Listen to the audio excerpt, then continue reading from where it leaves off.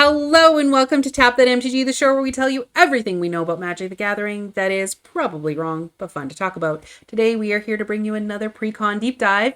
This video is going to break down all the cards in this deck. We're going to talk about what it's meant to do, how to use it wisely, and if you wait until the end, we have some tweak suggestions that might make this deck even better. But before we could do that, Shauna is going to tell you what this deck is meant to do and who our commander is. All right. Thank you, Leslie, since we didn't introduce ourselves. This deck is Peace Offering. It's one of the new commander decks for the Bloomburrow set that is coming out. This one is what's called a group hug deck in Commander. And so what that means is you're being nice to everyone. It's a very political deck. You're giving them cards, you're giving them tokens. All this is just lovely for them, and you get benefits as well when people do that. So it's everybody's all happy until they're not. So this deck is a very political, very interesting deck to play, let's just say. We start off with this lovely Ms. Bumbleflower, little rabbit citizen, for 1, a green, a white, and a blue. And she's a 1/5 with vigilance, and whenever you cast a spell, target opponent draws a card, but you get to put a 1/1 counter on target creature, and it gains flying until end of turn. And if this is the second time this ability has resolved this turn, you draw 2 cards. So that will help you get lots of cards and 1/1 counters. So that's another thing that happens in this deck, are those 1/1 counters. Mr. Foxglove is our alternate commander, and he is a 3/5 for 2 with the green and the white and the blue, with lifelink, and whenever he attacks, you get to draw cards equal to the number of cards in defending player's hand minus the number of cards in your hand. If you didn't draw cards this way, you may put a creature card from your hand onto the battlefield for free. You're definitely going to have a lot of cards in your hand, and your opponents maybe not so much. So, and you get to pick which card as well, so, or which opponent you want to attack and draw cards from. So that could be pretty good. So Leslie's going to give us the deck breakdown that we usually do. Yes, we like to talk about stats. We know that you love it too, I'm sure. If not, skip. Mana curve, 5 at 0 to 1 mana cost. We have 17 at 2 and 3. So really nice curve here. This is what you'd expect to see in a deck. Everything kind of in the 2s and 3s, maybe 4s. We have 10 at 4, and then 5 at 5 mana cost is 9, and 6 plus is 4. So a lot of low to the ground stuff will make it easy to get things going in this game. As far as color breakdown goes, everything's very even in this deck. We have 15 green and 17 white. That's the majority, but 11 blue, 10 multicolor, and 9 colorless as well. So really even across the board as far as colors go. As far as card types, we do have a very creature-heavy deck, which can sometimes be a bit of a glass cannon, which kind of means they're easy to kill if people do board wipes, dies to board wipes, so to speak. So 27 creatures. We do have 18 sorceries and instants. Enchantments, we have 8. Artifacts, we have 8, and planeswalkers, we have 1. We love the planeswalkers in this set. Bloomburrow is a plane where you turn into a woodland creature when you go there. So all of our planeswalkers are adorable. Even Garuk with his little badger self. But you have to go to one of our other videos to see him. Before we tell you what cards are in this deck, though, Sean is going to tell you how we're going to break it down. Yeah, so this little formula we use when we build commander decks for ourselves, and it seems like Wizards follows that formula pretty much in the same way. So what we have there, we have 15 ramp, those mana dorks and stuff that are going to get you your mana. Then we have about 15 removal. It could be board wipes. It could be targeted removal as well. Then there's 13 card draw. 12 high impact, and those are the cards that are going to win you the game. And then we have about 10 other cards that are supporting the theme of the deck or supporting that win condition that you have. And then about 35 lands, so about a third of the deck is land. And those numbers can fluctuate a little bit up and down. And then you have a well-balanced deck with all the tools you need. All the tools you need. And the first section that we like to talk about is our mana ramp and mana generators. These are things that are going to get you what you need or fix your mana. Formula calls for 15. This deck has around 13 by our calculations. The first one being Bloodroot Apothecary. He is a 3 mana cost, 3/3. The reason he's in this section is because when he enters, you and target creature or target opponent each create a treasure token. But he does some other things too, which can put him in the support section or other ones. But Toxic 2. So anytime you attack with him and a player's dealt damage, they're going to get 2 poison counters. If they have 10 or more poison counters, they're going to lose the game. So it doesn't matter how much life they have if they have the poison counters. Plus, speaking of group hugs, you give them things that maybe not are as big of a gift. Whenever the opponent sacrifices this token, this nice treasure you gave them, the player gets 2 poison counters. So they now have a gift they don't want to use. Yeah. So that's always fun. Yeah. Or if they happen to use clues and other treasures, they're really not going to want to with this guy out on the board. Coiling Oracle, this is a simple little 1/1 for the green and the blue, and when it enters the battlefield, you reveal the top card of your library if it's a land, you put it on the battlefield. It doesn't have to go on tap, though, which is nice. And then otherwise, you put the card into your hand. So it gets you another card in your hand, replaces itself, basically, and adds land. And Faber Elder is a nice 3 mana cost 0/0 with vigilance. However, it has the potential in this deck to be a 3/3 because you have 3 colors. Because it gets +1/+1 for each color among permanents you control. That'll fluctuate up and down depending on how many colors. But it also has the ability to tap for each color among permanents that you control. Add 1 mana of that color. So just gives you some versatility, taps for mana, and can get bigger up to 3. Rishkar Pima Renegade, it's a 2/2. When he enters the battlefield, you put a 1/1 counter on each of up to 2 target creatures, which is really helpful. Plus, each creature you control with a counter on it gets to tap and add green mana. So, like I said, you have a lot of 1/1 counters in this deck, and he's only going to help you do that, and they become mana dorks for you. And then we have some nice Go Seek for mana or for land. Cultivate and Farseek in this deck. So 3 mana cost for Cultivate lets you go search for 2 basic land cards, and you get to put 1 in onto the battlefield and 1 in your hand. Farseek, 2 mana, you get to search for a plains, island, swamp, mountain card, put it onto the battlefield, tap, then shuffle. And I'll just take a moment to appreciate the art on this Farseek. It is so adorable. We have this cute little bunny rabbit looking out the window. Like, oh my Dreaming God. I of love this adventures. set so much. It is too cute. I'm dying. Yeah, it's pretty awesome. We have Tempt with Discovery. It's a little sorcery that has tempting offer. It says search your library for a land card. Doesn't say basic. For a land card and put it onto the battlefield. Doesn't say tapped either. Each opponent may search the library for a land card and put it onto the battlefield. For each opponent that does this, you get to search a library again for a land card and put it onto the battlefield. So not tapped. Everybody wins. Everybody's getting land. And then everybody has shuffle, of course. But yeah, that's awesome. So potentially, if you're playing with a group in a pot of 4, as is typical, that's 4 untapped land onto the battlefield. 4/4. Yep, it pays for itself. Early game, they're all going to do it. So, Yeah, exactly. Arcane Signet and Soul Ring, 2 staple cards. They're in every commander deck that gets put out these days. Arcane Signet adds 1 mana of any color of your commander's color identity, and then Soul Ring just taps for 2 colorless. Yeah. Fellware Stone, this is the little mana rock that lets you tap to add 1 mana of any color of land an opponent controls. Yeah. And then this is a must in this deck, Thought Vessel. You have no maximum hand size. You can also then add colorless. There's a lot of draw, as we saw with our commander. And when we get to the card draw section, you'll see how much card draw there is there as well. So you definitely need no maximum hand size. Yeah. Mind Stone, this is a little artifact that does tap for that colorless mana, but later on you can pay 1 and sacrifice this guy, tap and sacrifice it, and draw a card. Versatile. Then we have this nice little orrery here for 4. Each player may play an additional land on each of their turns. So they're, again, group There you hugs, you're go. helping out your friends. But at the beginning of each player's upkeep, if that player has no cards in hand, that player draws 3 cards.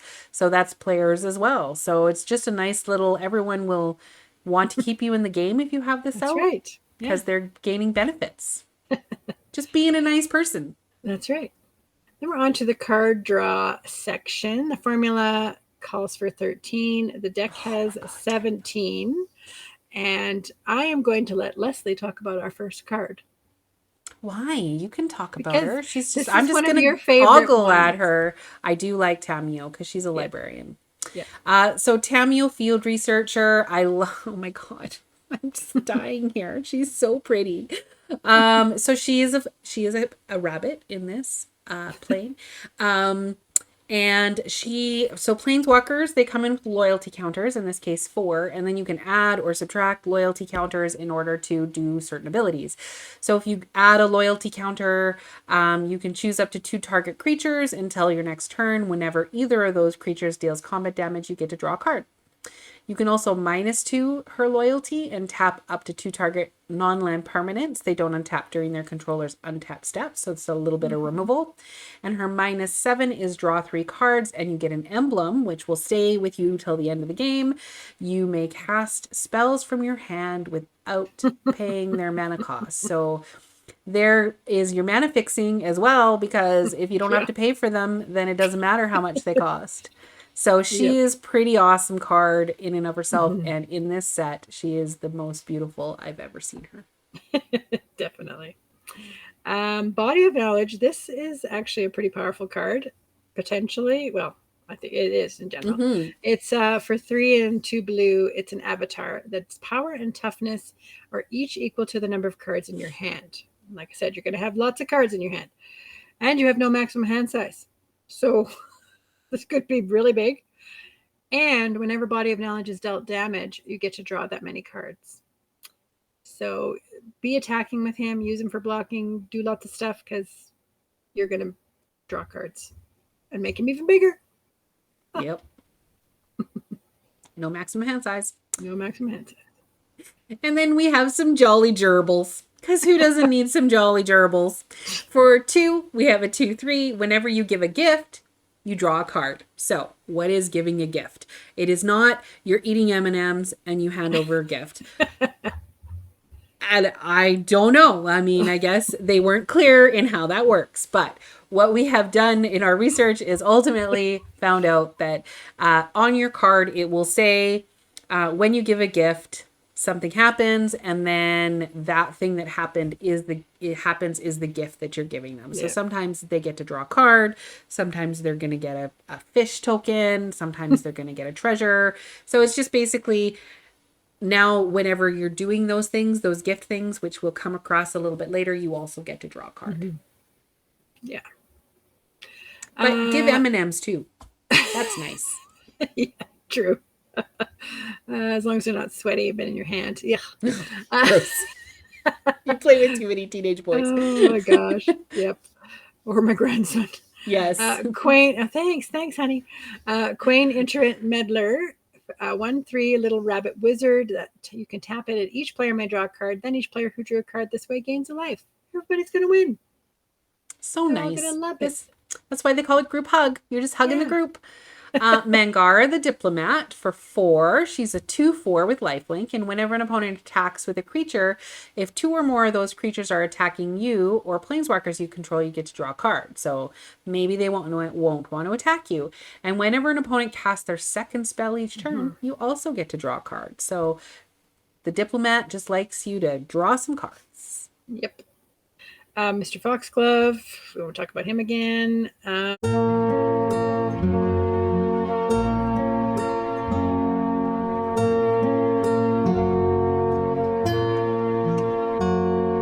Selvala. So this is one of my favorite cards. Explorer Returned, a 2/4 for 1 and a green and a white that has Parlay, which says that you can tap this card and each player reveals the top card of their library. For each non-land card revealed this way, you add green and you gain 1 life. Then each player draws a card. So everybody's just, Mm-hmm. let's just reveal it. Let's have a little chat. Yeah. So Sphinx of Enlightenment arguably could be some high impact because it's a 5/5 flyer, but it does Mm-hmm. cost a little bit. However, whenever it enters, target opponent draws a card and you draw 3 cards. So you get to 3. choose someone, be nice to them, and you get 3. So that's amazing. Then we have Secret Rendezvous. This is Leslie and I hanging out. Yeah. Yeah. For 1 and 2 white. It's a sorcery that says you and target opponent each draw 3 cards. It's very nice. Yeah. All right. We have more bunnies. We have tempt with bunnies. If you tempt me with bunnies, I will take bunnies every time. So 3 mana sorcery, tempting offering, draw a card, and then create a 1/1 white rabbit creature token. Then each opponent may draw a card and create a 1/1 white rabbit creature token. For each opponent who does this, you draw a card and create another 1/1 white rabbit creature token. So potential for it to trigger for you another several times, depending on how many people are playing with you. That's right. All the rabbits. Yeah, exactly. Intellectual offering. You get to choose an opponent. You and that a player each draw 3 cards. Then you choose an opponent. Untap all non-land permanents you control and all non-land permanents that player controls. So you're definitely making friends with this card. Yeah. And This is another one that everyone wants to keep on the battlefield. Like they'll keep you in the game just to keep this on the battlefield. So Coveted Jewel for 6. When it enters, you draw 3 cards.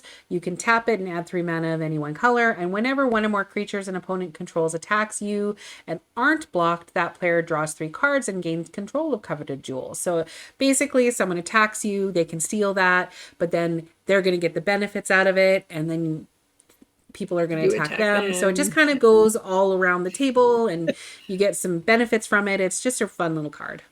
Yeah. Communal brewing. We're making some brew here. An enchantment for 2 and a green that says when it enters any number of target opponents, each draw a card and you put an ingredient counter on communal brewing. And then you put an ingredient counter on it for each card drawn this way. Whenever you cast a creature spell, that creature enters with X additional +1 counters on it, where X is the number of ingredient counters on communal brewing. What? I think you meant to put that in the high impact, not in. Oh, yeah, you each draw a card. But that's crazy. Nice one. Yeah. Look at the top card of your library. You may reveal it if it's a land card. Create a 1/1 blue fish creature token if you revealed it this way. Then you get to draw a card. So basically, you get to draw that land, and that's just going to happen at the beginning of your upkeep all the time.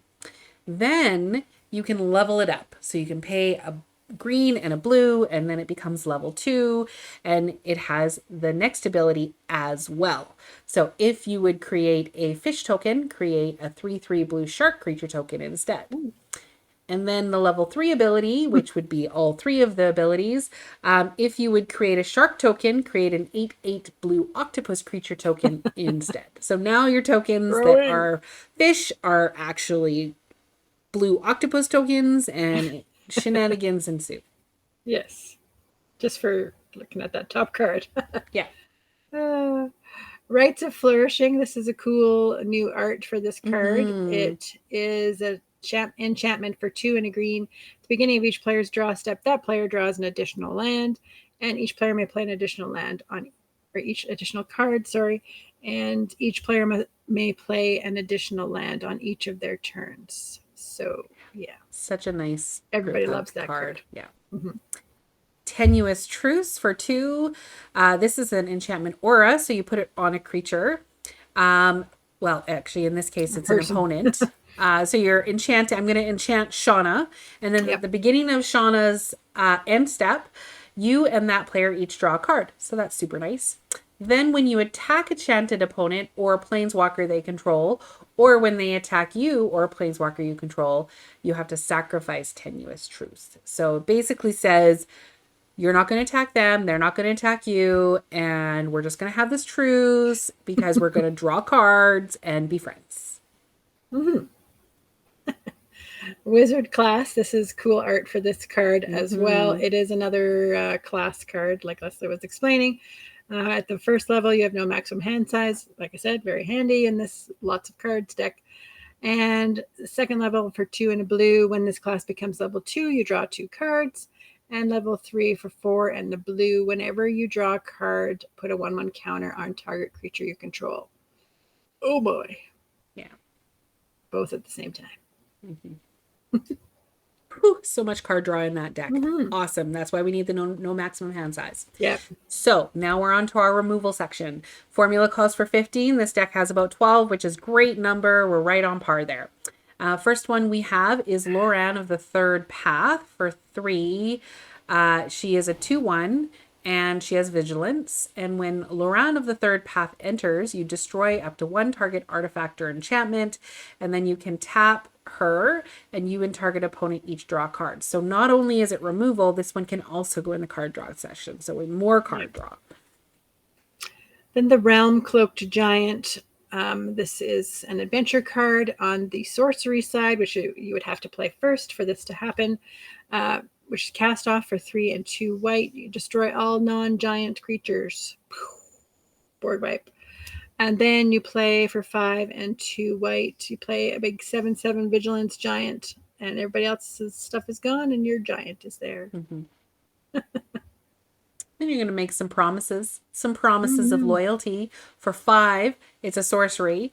Each player puts a vow counter on a creature that they control and sacrifices the rest. Oh, no. And then each of those creatures can't attack you or planeswalkers you control for as long as it has a vow counter on it. So basically, you're going to get rid of everything, and anything that's left on the battlefield is not going to attack you. Gosh. Wear Down. It's a sorcery for 1 and a green. And this one says gift a card. So here is that gift thing. So this one is gift a card. So you may promise an opponent a gift as you cast the spell. If you do, they draw a card before its other effects. So one thing to know about the gifting a card, if someone counters this, that gifting doesn't happen. So the sorcery actually has to resolve for the gift to actually happen. So Good that's point. why you're promising them, yeah, if you let this card play, then you will get to draw a card. And it is destroy target artifact or enchantment. If the gift was promised, instead destroy 2 artifacts and or enchantments. So this is a very political move. Yeah. This card. Nothing like getting benefits for giving people gifts. Yeah. An offer you can't refuse is also something you should do. For 1 blue, it's an instant counter target creature, non-creature spell. Its controller creates 2 treasure tokens. So basically, it's just like, hey, I'm going to counter that, but you can have 2 treasures. It's fine. Everything's fine. We're still friends. Broken Wings. This is a little instant 2 and a green. Destroy target artifact, enchantment, or creature with flying. Always forget about this instant. This is actually a really strong card. And it's a common. Well, you're just thinking about putting that in your green decks to get away from my flyers. I am indeed. Shauna. Well, I will give you a generous gift any day. For 3, it's an instant destroy target permanent. Its controller creates a 3/3 green elephant creature token. I really don't want your stupid elephant. I want my planeswalker or whatever it is you're killing. Another cute new art for this too. Yeah. Little mouse. Illusionist Gambit for 2 and 2 blue. It's an instant that says cast the spell only during the declare blocker step on an opponent's turn. So remember how there's actual phases even in combat. So we tell people going to combat, declaring attackers, they get to declare blockers, and then this card happens. So you can only cast it during that declaring blockers on an opponent's turn. So when you are or someone else is declaring their blockers, you remove all attacking creatures from combat and untap them. And after this phase, there is an additional combat phase. Each of those creatures attacks that combat. If able, they can't attack you or planeswalkers you control that combat. So this is a great one to use when someone is attacking you with a whole bunch of stuff. You say, no, I'm going to send it at Leslie instead. Yeah. Do you get to choose, or do they have to? No, they get to choose, but yeah, yeah, that's true. They get to choose. Yeah. And Leslie's being nice to them, so they won't do that. Long Rivers Pull for 2 is an instant. This is another new one. You get to gift a card, so you're promising to give them a let them draw a card when you cast this, and then you counter target creature spell. If a gift was promised, instead counter target spell. So only a creature, unless you give them a gift, then it's any spell. Yeah. Perplexing Test for 3 and 2 blue. It's a little instant that says choose one, return all creature tokens to their owner's hands, which they disappear then, or return all non-token creatures to their owner's hands. Which might be yours to save them. Could be, yes, that's true. Oh my gosh, look at this Swords to Plowshares, man. Another rabbit. Oh, I'm here for it. I know. I'm sorry. You'll be so sick of me by the end of these 4 videos, but I hope you still watch them all. Exile target creature. Its controller gains life equal to its power. Yeah, that's it. Simple. Yeah. Martial Impetus. We like to call these goading things removal. And this one has cute art as well. And it's an aura that you enchant a creature. So one of your opponent's creatures is what you enchant. It gets +1/+1 and is goaded. And goaded means that they can't attack you. They have to attack someone else if it's able to. Whenever enchanted creature attacks, each other creature that's attacking one of your opponents gets +1/+1 until end of turn. So you're really helping them buff up their 2 creatures to attack someone besides you. All right, on to our high impact cards. We didn't actually feel, and ultimately, I think this is the same with all of the decks. There wasn't a lot of like super high impact in these decks, but formula calls for we want to have around 12. This deck has 8, so it could have a few more high impact cards in it. But the first one that we thought was going to be pretty high impact for you in this deck was Chasm Skulker. So whenever you draw a card, which is a lot in this deck, you get to put a 1/1 counter on Chasm Skulker. So he's just going to keep getting bigger and bigger. And as an added benefit, when and if he dies, you get to create a 1/1 blue squid creature token with Island Walk, which means if they have an island, they can't block. And whenever where X is the number of 1/1 counters that was on it. So you just create all of these squid tokens, and if you're attacking somebody that has islands, then they can't block. And game is over. Colonian Hydra. It is for 3 and 2 green, a big trampoline guy that enters with 4/+1 counters on it. And whenever this attacks, you get to double the number of 1/1 counters on each creature you control. The squid, the skulker, the renegade, doesn't matter. You got counters everywhere. You're going to double them. Oh my gosh. Poison counters. Yep. Is it on creatures?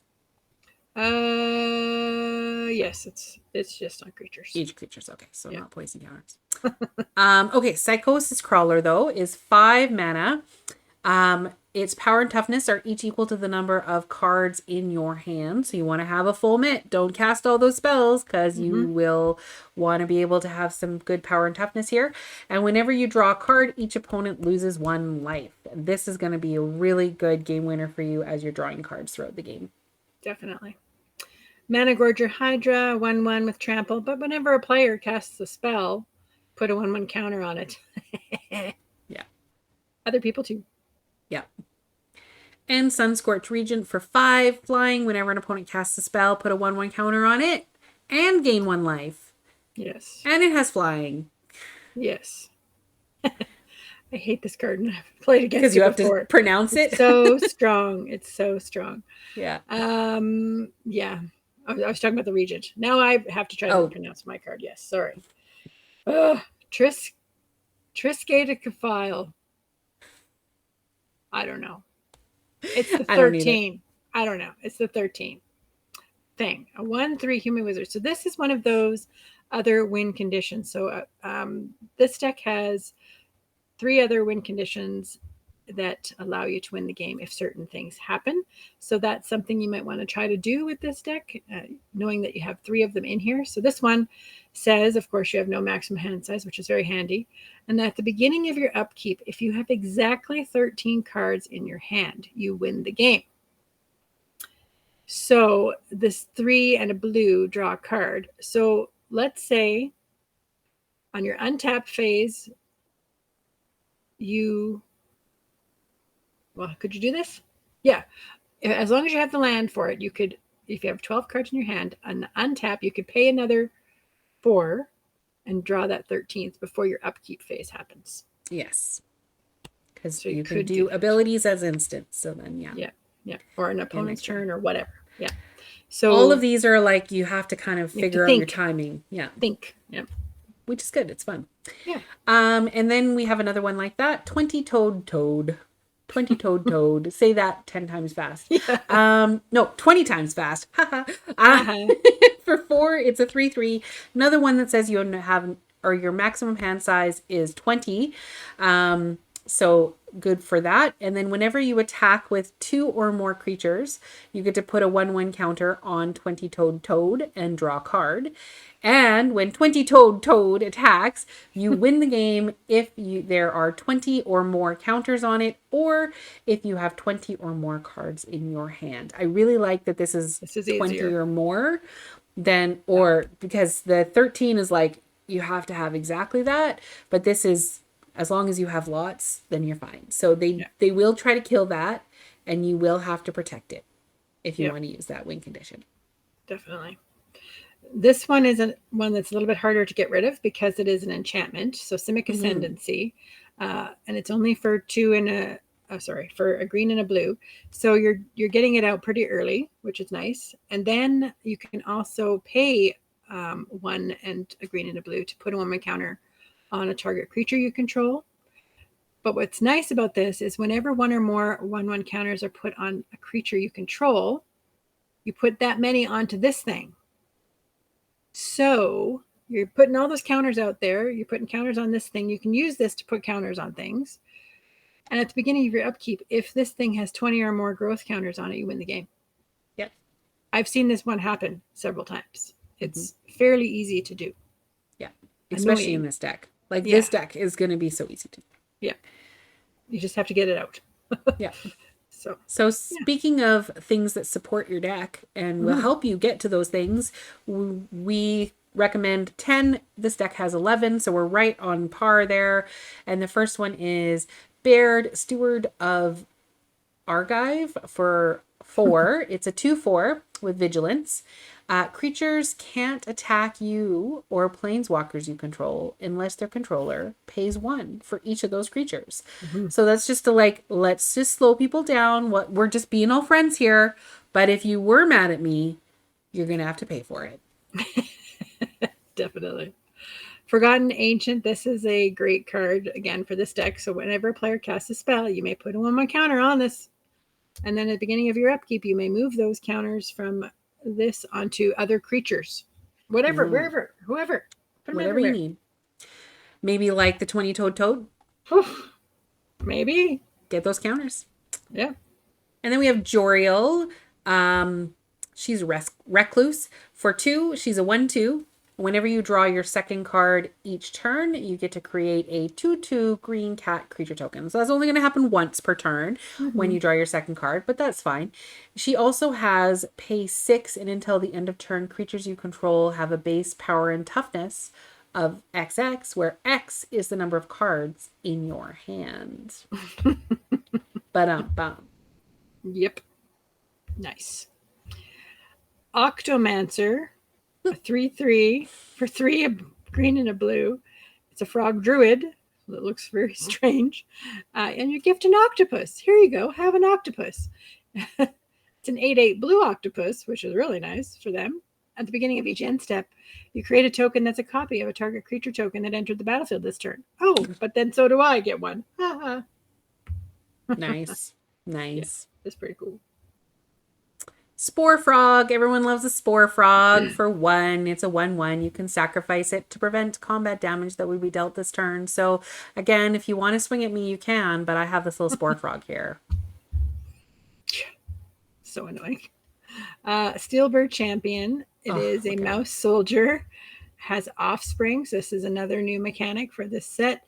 So you may pay, in this case, a 1 and a white as you cast the spell, and if you do, when this creature enters, you create a little 1/1 token copy of it, and it has vigilance. And whenever an opponent casts a non-creature spell, you put a 1/1 counter on this creature.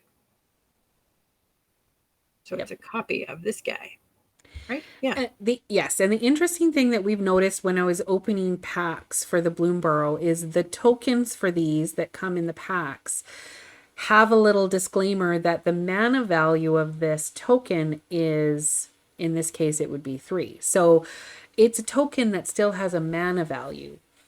Most of the time with board wipes that care about mana value, they'll say like destroy all creatures with a mana value 1 or less or something like that. So mana value does sometimes matter in that case, and so they can't just kill all your tokens.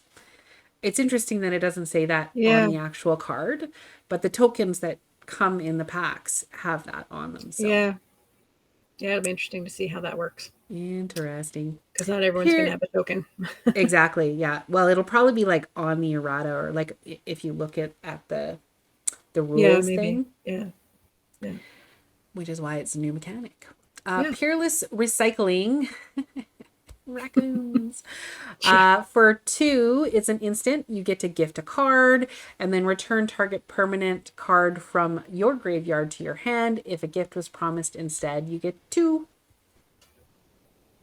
Nice. This one looks Cool. very cool.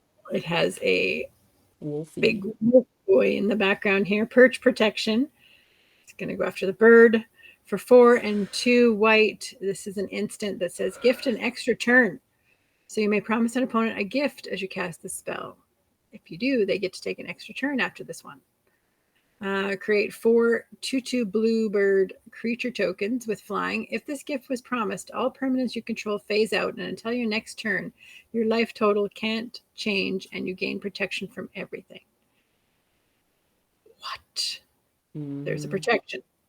Exile this card. So, yeah. So basically, you're saying, hey, you can have another turn. Just swing at somebody else. Yeah. I'm not here. Pretend I'm not here. Pretend I'm not here. Exactly. Oh, and for all of the rioting that's going to happen when Yep. you start going off, you have riot control for 3. It's an instant. You gain 1 life for each creature your opponents control. Prevent all damage that would be dealt to you this turn. So it's just a nice little, everyone's big. Let's just prevent some damage, gain some life, reset everything for myself, and you guys can battle it out. Yep. And Swiftfoot boots. This is a nice little equipment to have in pretty much any deck. You stick it on to something that you want to protect. You want to have hexproof, like your little froggy or something, and then they can't go after it. And it's a cheap little, only costs 1 to do that. So it's pretty awesome. Mm-hmm.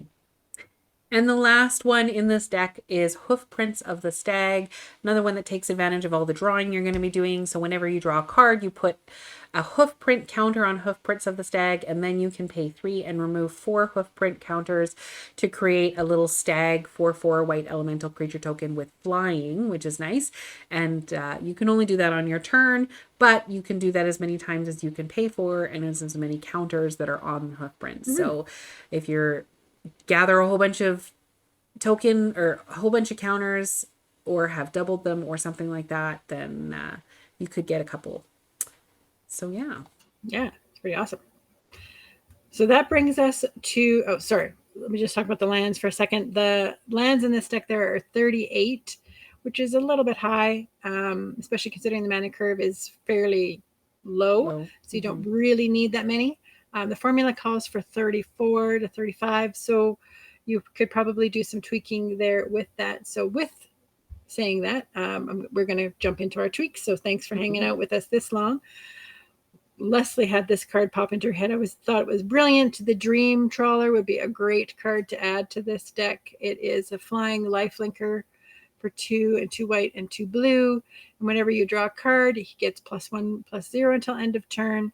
And whenever it attacks, you get to draw a card. So automatically it gets to be a 4/5 swinging in. And you can discard a card, and Dream Trawler gains hexproof until end of turn and tap it. So if you've already declared it as attacker, it doesn't matter. But you can use it for other things as well. So it's a very good card for this deck and pretty Yeah. easy to find. Yeah, definitely. And then Shauna, I'll give credit for this one. She thought of Halo Fountain. So for 3 mana, you get a little artifact. You can pay one and tap it to untap a tapped creature that you control and create a 1/1 green and white citizen creature token. You can pay two and untap two tapped creatures that you control and draw a card. So it's got that card draw support.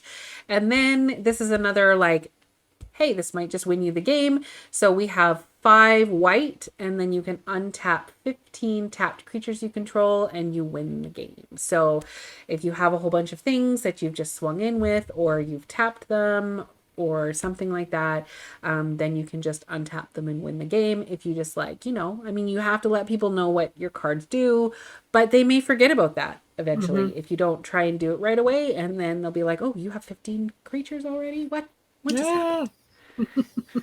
Yeah, definitely. Lower scale Codal. This is a little 2/2 for 1 and a green and a white, and has whenever you draw a card, you put a counter on this guy. This guy could get pretty big pretty fast. Pretty handy. Yeah.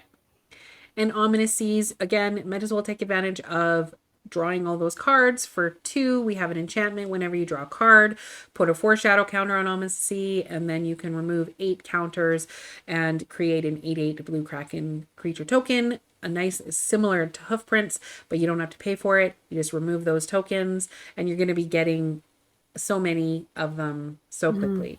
So, yeah, definitely. And this is Leslie's idea. I just agreed. I just agreed. You said Psychic fine. Corrosion. Yeah. Psychic Corrosion. If you want to go that way, this is probably a good deck to do that with. For 2 and a blue, it's a little enchantment that says whenever you draw a card, each opponent puts the top 2 cards of their library into their graveyard. So it's group hug in that you're filling their graveyard for them. This is a way to make it less group hug and more just I'm drawing a card.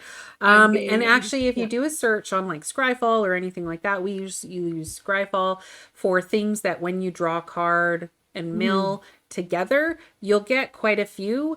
This is another one. We won't talk about all of them, but Sphinx's Tutelage. Whenever you draw a card, target opponent puts the top 2 cards of his or her library into his or her graveyard. If they both are non-land cards that share a color, then you repeat the process. So that is kind of gross, especially if someone's playing a monocolored deck, which doesn't happen very often in Commander, but yeah. Oh gosh. And then we were thinking the whole you've got lots of counters, lots of stuff going on to your win conditions, a little bit of poison in there too.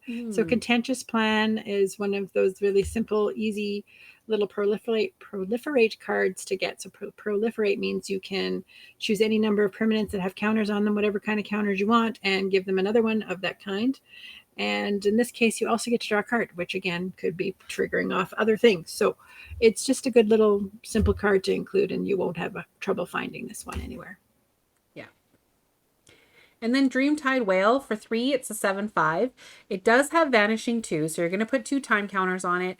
It's going to give you basically 3 turns with this, unless you proliferate those time counters, which you can do because whenever a player casts their second spell each turn, you get to proliferate. So there's a good chance he's going to stick around, or you're going to slow everyone down. They're only going to play 1 spell per turn because they don't want you to proliferate. So this is a really good addition to this deck. And then if you can get access to this simple little enchantment, Inexorable Tide, that says whenever you cast a spell, proliferate, that could be absolutely insane with this deck. Yeah. So you can get your hands on it. And then Dawn's Truce was another gift card that wasn't in the deck already, but we thought since we're giving gifts to people, this would be a good one that's in those colors. For 2, gift a card, and then you and permanents you control gain hexproof until the end of turn. If a gift was promised, permanents gain indestructible until the end of turn. So it's a great way to save your stuff. As we talked about, there's a few win conditions like the 20-toed toad that people are going to try and get rid of. So if you save these in your hand until someone tries to do a board wipe or get rid of your things, then you can just say, actually, you can draw a card and my stuff is indestructible. That's right. And then along those lines of protecting your stuff, especially if you're doing the other win condition thing, heroic intervention, permanent you control, again, hexproof and indestructible till end of turn. That's just a great way to save that enchantment that you've almost got 20 or whatever. Yeah, that's really good. Yep. And along those same lines, dive down, same thing. Target creature Simple. you control gets 0 + 3 and gains hexproof until the end of turn. So it's just like, no, I'm in response to that spell. I'm just going to give this hexproof so you can't target it. Yeah. Yeah. So that brings us to the end of our tweaks. Thanks so much for watching, and feel free to connect with us on Facebook, Twitter, Instagram. We'd love to hear what you would do with this deck, or if you've played it and had a little fun, tell us what you did. And that's it for this time. We'll see you next time. And in the meantime, Tap those magic cards and have fun doing it. Bye, guys. bye everyone.